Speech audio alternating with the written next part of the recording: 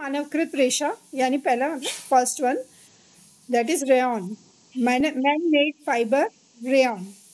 Rayon के बारे में समझाऊंगी। रेयॉन की खोज 19वीं शताब्दी का वैज्ञानिक चमत्कार है। इसे कृत्रिम रेशा कहा जाता है या आर्टिफिशियल सिल्क भी कहा जाता है। यह मानव द्वारा निर्मित पहला रेशा है जिसका उत्पादन स्रोत वनस्पति सेल्यूलोज है, यानी ये सेल्यूलोजिक फाइबर है।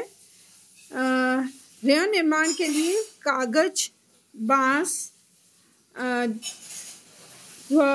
लुगदी, कपास के लिंटर्स आदि को रासायनिक पदार्थों के साथ मिलाकर एक अर्धतरल पदार्थ बनाया जाता है और फिर इस अर्धतरल पदार्थ को स्पिनरेट के अत्यंत बारीक छिद्रों से होकर गुजारा जाता है। तत्पश्चात नियंत्रित ताप से सुखाकर ठंडे जल में प्रवाहित कर खींचकर व बटकर अविरल धागा प्राप्त किया जाता है, रेयॉन।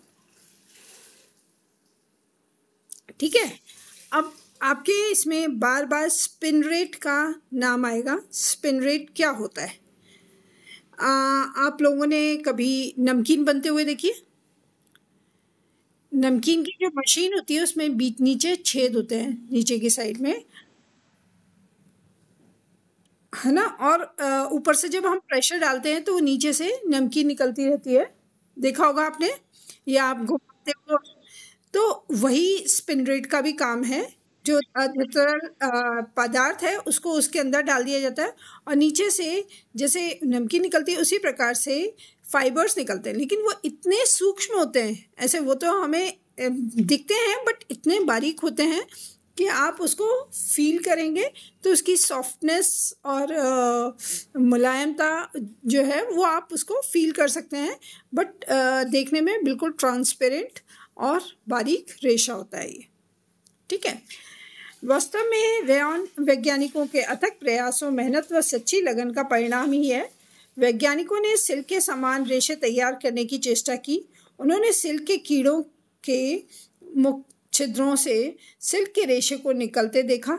ये कीड़े शहतूत की पत्तियां खाकर ही प्रोटीन का निर्माण करते हैं, जिन्हें वे लार के रूप में स्रावित करते हैं। लार वातावरणीय हवा में सूखकर रेशम के धागे बन जाती है। ये तो आपने पिछले चैप्टर में पढ़ा था ना। रेशम के निर्माण प्रक्रिया की नकल वैज्ञानिकों ने की, जिसका परिणाम रेयॉन के रूप में निकला। रेयॉन के रेशे प्राकृतिक रेशम के समान ही चिकने, चमकदार, कोमल व सुंदर होते हैं, परंतु इनमें मजबूती, प्रत्यास्थता, सटने का गुण तथा सघनता का अभाव रहता है। रेयॉन का शाब्दिक अर्थ है सूर्य की किरणों का परिवर्तन। परिवर्तन मतलब रिफ्लेक्शन, रिफ्लेक्टिंग द सनरेज। सूर्य की किरणों के परावर्तन से चमक उत्पन्न होती है, इसलिए शाइनिंग वाला रेशा होता है। और ये आज के दिन में आप देख रहे होंगे कॉटन के साथ साथ रेयॉन के कुर्ते बहुत ज़्यादा फेमस हैं और हम लोग यूज़ कर रहे हैं और काफ़ी सस्ते भी मिल जाते हैं। लिनन और रेयॉन आज के दिन में बहुत ज़्यादा डिमांड में भी हैं और पॉपुलर भी हैं क्योंकि ये मानवकृत रेशा है, तो उसके जो फैब्रिक है उसकी कॉस्ट भी कम हो जाती है। कॉलियर ने अपनी पुस्तक ए हैंडबुक ऑफ टेक्सटाइल्स में लिखा है, the man made fibres are produced by the chemical treatment of certain raw material that is fibre forming such as petroleum coal, cellulose, pulp from the trees. अब मैं उसके उद्गम एवं इतिहास के बारे में समझाऊंगी। रेयॉन का इतिहास अत्यधिक पुराना नहीं है। 19वीं शताब्दी में रेयॉन की खोज की गई। वैज्ञानिक इस प्रयास में जुटे थे कि एक ऐसे रेशे का निर्माण किया जाए जो रेशम के समान ही सुंदर, चमकदार, चिकना, कोमल, बारीक, लचीला एवं मजबूत हो, परंतु उसका मूल्य सर्वसाधारण की पहुंच के भीतर हो और आसानी से जनता को उपलब्ध हो सके। वैज्ञानिकों की इस सोच एवं प्रयास के ने रेशे का जन्म दिया। सन 1884 ईस्वी में सबसे पहले फ्रांस के एक वैज्ञानिक काउंट हिलेरी डी चार्डोनेट ने रेयॉन के रेशे का निर्माण किया, इसलिए उन्हें रेयॉन का पिता या फादर ऑफ रेयॉन कहा जाता है। रेयॉन निर्माण की सफलता के पश्चात फ्रांस में पहला रेयॉन का कारखाना या फैक्ट्रीज ऑफ रेयॉन खोला गया। इससे पूर्व भी सन 1664 ईस्वी में अंग्रेजी वैज्ञानिक रॉबर्ट हुक 1710 ईस्वी में फ्रांसीसी वैज्ञानिक रेने डी रिमोर ने 1855 में स्विस वैज्ञानिक जॉर्ज ऑडेमर्स ने रेयॉन निर्माण की दिशा में काफ़ी प्रयास किए, परंतु सफलता नहीं मिली। परंतु उन्हें उनके प्रयोगों से यह निष्कर्ष निकला कि पेट्रोलियम पदार्थ, वार्निश, कोलतार, गोंद, वनस्पति सेल्यूलोज आदि से रेशे तैयार किए जा सकते हैं। काउंट हिलेरी डी चार्डोनेट ने सर्वप्रथम 1884 ईस्वी में सफलतापूर्वक नाइट्रोसेल्यूलोज विधि से रेयॉन का निर्माण किया। बाद में समझेंगे, रेयॉन बनाने के भी 3 तरीके होते हैं, उसको हम बाद में समझेंगे। तत्पश्चात जर्मन वैज्ञानिकों ने क्यूप्रोमोनियम विधि से रेयॉन के रेशे का निर्माण करने का आविष्कार किया। इसके बाद 1890 में फ्रांसीसी वैज्ञानिक LH देस्पजिस ने इस विधि से रेयॉन तैयार किया। सन 1892 में अंग्रेजी वैज्ञानिकों द्वारा विस्कोस विधि द्वारा रेयॉन निर्माण हुआ। पहला था नाइट्रोसेल्यूलोज, अब है विस्कोस, ठीक है। दूसरा, वर्तमान में विस्कोस विधि का रेयॉन निर्माण हेतु उपयुक्त माना जाता है। कुछ ही कंपनी क्यूप्रोमोनियम विधि द्वारा रेयॉन का उत्पादन करती है, जबकि नाइट्रोसेल्यूलोज विधि से रेयॉन का उत्पादन बिल्कुल नहीं होता है, क्योंकि ये अत्यंत ज्वलनशील है, साथ ही काफ़ी महंगा पड़ता है, ठीक है। भारत में सन 1946 ईस्वी में सबसे पहले केरल में रेयॉन का उत्पादन हुआ। अब तो कई अन्य स्थानों पर रेयॉन के वस्त्र बनने लगे हैं। रेयॉन का प्रचलन आज बहुत अधिक हो गया है। रेशम के समान सुंदरता, कोमलता, लचीलापन, मुलायमिता व अद्वितीय आकर्षण के कारण यह काफ़ी लोकप्रिय हुआ है। रेयॉन आधुनिक युग का एक अनोखा चमत्कार है। सिल्क जैसे सुंदर, आकर्षक व वैभवशाली वस्त्र जो केवल कुछ ही धनाढ्य परिवर्गों के उपयोग तक ही सीमित थे, वैज्ञानिकों के प्रयास व प्रयोगों द्वारा निर्मित रेयॉन अब सभी आय वर्गों के लिए उपलब्ध है। इसके मूल्य रेशमी वस्त्रों की अपेक्षा काफ़ी कम है। इनमें बने परिधान हल्के, कोमल एवं ऐश्वर्य से युक्त होते हैं। इनमें सुंदर ढंग से लटकनशीलता का अनोखा एवं निराला गुण पाया जाता है। इससे पार्टी, शादी, विवाह, उत्सव आदि हेतु सुंदर परिधान तैयार किए जाते हैं। अब हम आते हैं, देखिए स्पिन रेट किस प्रकार का होता है, इस प्रकार से रेशे तैयार होते हैं। अब हम आते हैं रेयॉन के प्रकार। रेयॉन को बनाने की विधियों के आधार पर मुख्यतः 2 भागों में वर्गीकृत किया जाता है। पुनर्निर्मित सेल्यूलोज रेयॉन यानी रीजनरेटेड सेल्यूलोज रेयॉन, जो कि सेल्यूलोज से बना होता है। फिर सेल्यूलोज एसीटेट रेयॉन, है ना। पहला है पुनर्निर्मित सेल्यूलोज रेयॉन। इस विधि से 3 प्रकार के रेयॉन तैयार होते हैं: नाइट्रोसेल्यूलोज रेयॉन, क्यूप्रोमोनियम रेयॉन और विस्कोस रेयॉन। नाइट्रोसेल्यूलोज विधि द्वारा निर्मित रेयॉन कैसे बनाया जाता है ये समझ लीजिए। इस विधि द्वारा सर्वप्रथम फ्रांसीसी वैज्ञानिक काउंट हिलेरी चार्डोनेट ने सन 1884 में रेयॉन का आविष्कार किया, इसलिए इन्हें रेयॉन का पिता कहा जाता है। परंतु आजकल इस विधि से रेयॉन का निर्माण नहीं किया जाता क्योंकि अत्यंत महंगा होता है।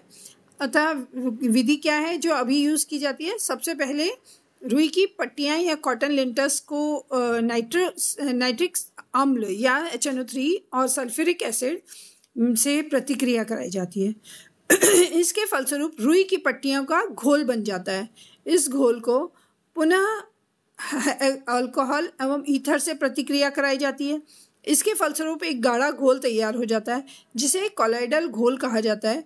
इस कॉलॉइडल घोल को स्पिनरेट के बारीक छिद्रों में गुजारा जाता है। इसमें अल्कोहल एवं ईथर होता है जो कि वाष्पशील होता है, तो उसके कारण क्या होता है, वो उड़ जाता है तथा घोल सूखकर अविरल रेयॉन के रेशे के रूप में प्राप्त होते हैं। फिर आता है क्यूप्रोमोनियम विधि द्वारा रेयॉन का निर्माण।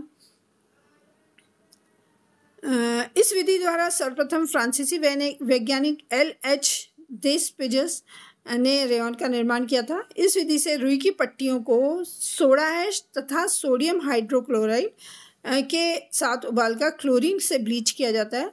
इसके पश्चात उन्हें धोकर सुखा जाता है। सूख जाने पर इन्हें कॉपर ऑक्साइड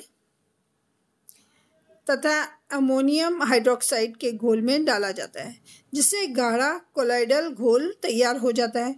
इस गाढ़े घोल को स्पिनरेट के मोटे व्यास वाले छिद्रों से होकर गुजारा जाता है। इस प्रकार रेयॉन का मोटा धागा तैयार होता है। अब उसे खींचकर लंबा किया जाता है और फिर काता जाता है। यहाँ नियंत्रित ताप पर मृदु जलधारा प्रवाहित की जाती है। इस कीप से धागे निकालने के पश्चात उन्हें डाइल्यूट सल्फ्यूरिक एसिड से धोया जाता है जिसमें कॉपर और अमोनिया घुल जाते हैं। वह ठोस रूप में सफ़ेद एवं स्वच्छ धागा प्राप्त हो जाता है। इस धागे की रोल पर लपेट लिया जाता है। ठीक है, ये प्रोसेस है, आप बुक में देख सकते हैं। फिर आते हैं हम तीसरा, विस्कॉस विधि द्वारा रेयॉन का निर्माण। विस्कॉस विधि सर्वप्रथम इस विधि द्वारा रेयॉन का निर्माण इंग्लैंड के 3 वैज्ञानिक क्रॉसबीवन तथा पीडल ने सन 1892 में किया था। यह विधि सस्ती है, साथ ही इस विधि द्वारा निर्मित रेयॉन उत्कृष्ट श्रेणी के होते हैं। आजकल इस विधि से में थोड़ा आवश्यक सुधार करके रेयॉन का निर्माण किया जाता है। इस विधि में लकड़ी व बांस के गुदे एवं कपास की पट्टियाँ को चादरों के रूप में तैयार किया जाता है। इस चादर को सोडियम हाइड्रोक्साइड के हल्के घोल में डुबोकर रखा जाता है जिससे क्षारीय सेल्यूलोज प्राप्त होता है। इसे नियंत्रित ताप एवं दबाव पर 3-4 दिन तक रखते हैं।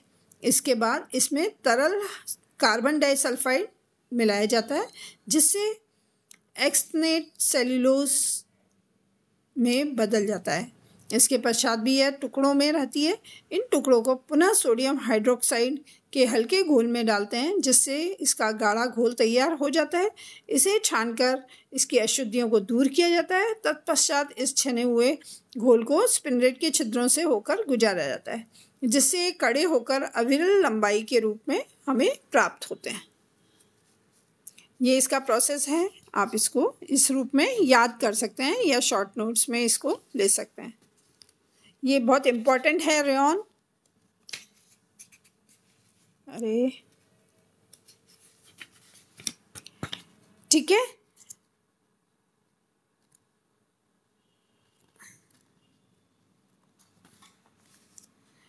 फिर आते हैं हम एसीटेट सेल्यूलोज रेयॉन पे। एसीटेट सेल्यूलोज विधि से सफलतापूर्वक रेयॉन तैयार किया करने का श्रेय अंग्रेजी वैज्ञानिक हेनरी व ड्रेफस को कहा जाता है। सन 1914 ईस्वी में सर्वप्रथम हेनरी व ड्रेफस द्वारा इस विधि से रेयॉन निर्माण किया गया। इसके पूर्व सन 1896 में 1869 ईस्वी में अंग्रेजी वैज्ञानिक मॉर्डिन और शूटबेजरकर ने सेल्यूलोज एसीटेट विधि से रेयॉन निर्माण करने का प्रयास किया। हेनरी व ड्रेफस ने जिस विधि से रेयॉन का निर्माण किया वह पुनर्निर्मित सेल्यूलोज नहीं था बल्कि सेल्यूलोज एसिटिक एसिड एवं सेल्यूलोज एसीटेट का मिश्रण था। इसलिए इस पुनर्निर्मित रेयॉन एवं सेल्यूलोज एसीटेट रेयॉन के गुण व रासायनिक स्वभाव में अंतर होता है। सेल्यूलोज एसीटेट विधि से लकड़ी की लुगदी या कपास के लिंटर्स को एसिड में प्रतिक्रिया कराई जाती है। इसके पश्चात इसमें एसिटिक एनहाइड्रेट मिलाया जाता है। इसमें सेल्यूलोज एसीटेट का घोल तैयार हो जाता है। इस घोल को ठंडे पानी में डाल दिया जाता है। फलस्वरूप सेल्यूलोज एसीटेट का सफ़ेद फ्लेक निर्मित हो जाता है। इसे धोकर सुखा लिया जाता है। तत्पश्चात इस सूखे फ्लेक को एसीटोन में घोलकर छाना जाता है, जिससे अशुद्धियाँ निकल जाती हैं व गाढ़ा घोल तैयार हो जाता है। इस गाढ़े घोल को नियंत्रित ताप एवं दबाव पर स्पिंडरेट के बारीक व्यास के छिद्रों से होकर निकाला जाता है। साथ ही कमरे में ताप प्रवाहित की जाती है। इससे एसीटोन उड़ जाता है तथा रेयॉन का बारीक रेशा तैयार हो जाता है। आपको शायद पता हो, जो हमारे यहाँ पे जेके लॉन था या जेके, उसमें रेयॉन बनता था और वो इसी विधि के द्वारा बनाया जाता था। जेके फैक्ट्री बंद हो गई है, आपको मालूम है? यहाँ पे जेके फैक्ट्री हुआ करती थी एक, उसमें रेयॉन ऐसे ही बनाया जाता था। रेयॉन रेशे की तैयारी कैसे प्रिपेयर किया जाता है? सबसे पहले चमक कम करना, क्योंकि इसमें चमक इतनी अत्यधिक होती है कि ऐसे आप पहन ही नहीं सकते और बहुत ही भड़कीले वस्त्र बनेंगे। तो इसलिए सबसे पहले टाइटेनियम डाइऑक्साइड, तेल, मोम, पैराफिन आदि की को प्रयोग में लाके एक कोलाइडल घोल तैयार किया जाता है और इसके द्वारा इसकी चमक को कम किया जाता है। फिर कताई की जाती है। फिर एक हरा धागा या बहुरेशीय जिसमें एक और एक रेशे को मिला के 2 रेशे तैयार होते हैं। 2 और 2 को मिला के 4, 4 और 4 को मिला के 8 और 8 और 8 को मिला के 16 रेशे तैयार होते हैं। तो जैसा हमारी आवश्यकता हो उसके अनुसार रेशों को तैयार किया जाता है। फिर कता हुआ धागा तैयार किया जाता है, काता जाता है। उसमें धागे में एक बट दिया जाता है। और बट भी क्योंकि ये नेचुरल नहीं है, मानवकृत रेशा है, तो बट भी जितना चाहिए अपने अनुसार किया जा सकता है। उसमें बहुत सारे उसमें चेंजेस भी लाए जा सकते हैं, बल्किंग भी की जा सकती है, स्पन यार्न तैयार किया जा सकता है। तदुपरांत इसमें फिनिशिंग देना, बट फिनिशिंग के लिए इसमें ज़्यादा वो गुंजाइश होती नहीं है, क्योंकि ऑलरेडी रेशा जैसा हमें चाहिए वैसा ही तैयार होता है। मानवकृत रेशे में ज़्यादा फिनिशिंग नहीं दी जाती है। केवल जो फिनिशिंग दी जाती है कैलेंडरिंग करना, यानी कि प्रेस करना उसको, या उसमें एम्बॉसिंग करना, उसको सुंदर बनाने के लिए जो फिनिश दी जाती है वही फिनिश होती है। कैरेक्टरिस्टिक्स ऑफ रेयॉन, रेयॉन की विशेषताएं, ये मैं आपको कल कराऊंगी, है ना, क्योंकि बहुत लंबा हो जाएगा।